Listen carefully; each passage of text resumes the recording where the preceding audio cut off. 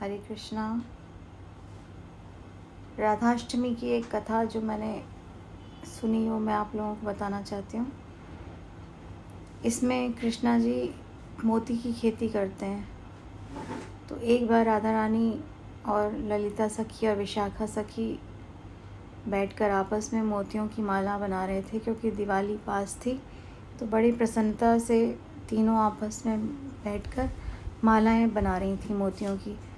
और उस टाइम उनके आसपास ना तो कृष्णा थे ना ही उनके सखा थे। तो बड़ी ही प्रसन्नता से वो लोग अपनी मालाएं बना रही थी। तभी जब उनकी आधी से ज़्यादा माला पूरी हो गई तो उन्होंने सोचा कि राधा रानी ने कहा कि देखा ललिता और विशाखा, अभी कृष्णा नहीं है तो हम लोग अपना काम कितने आराम से कितने अच्छे से कर पा रहे हैं।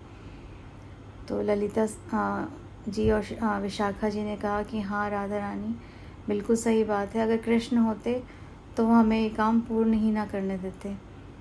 उसी वक्त कृष्ण वहाँ आ गए और उन्होंने उनसे पूछा राधा रानी से कि राधा तुम क्या कर रही हो? ये मुझे भी ये मोती बड़े सुंदर हैं जो आप ले रही हैं, मुझे भी दे दो, मैं अपनी गायों के लिए माला बनाऊंगा। तो राधा रानी बड़ी नाराज़ हुई। उन्होंने कहा कि ये इतने सुंदर मोती गायों के लिए थोड़ी हैं, मैं गायों के लिए क्यों दूंगी?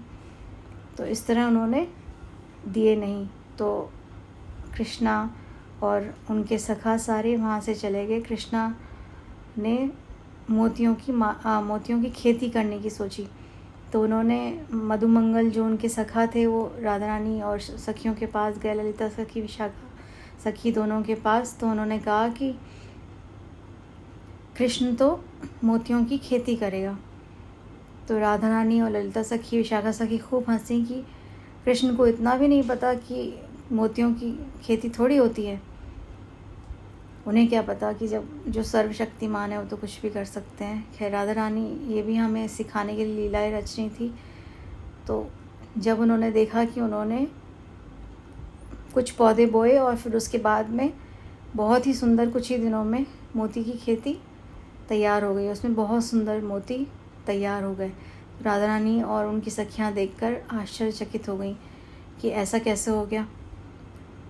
फिर उन्होंने कहा कि चलो हम भी ऐसे ही मोती की खेती करेंगे। तो उन्होंने भी इस तरह एक खेत में कुछ पौधे उगाए और उसमें मक्खन से, जिस तरह कृष्णा ने जब खेती की थी तो उन्होंने दूध से उसकी सिंचाई की थी, उसी तरह राधा रानी और सखियों ने मक्खन और दही से उनकी सिंचाई की कि हमारे मोती और भी सुंदर निकलेंगे।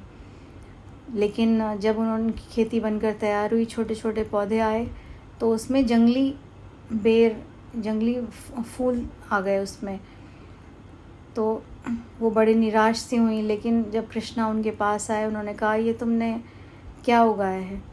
तब उन्होंने देखा कि उसमें सुंदर से फूल लग रहे हैं लेकिन वो जंगली हैं।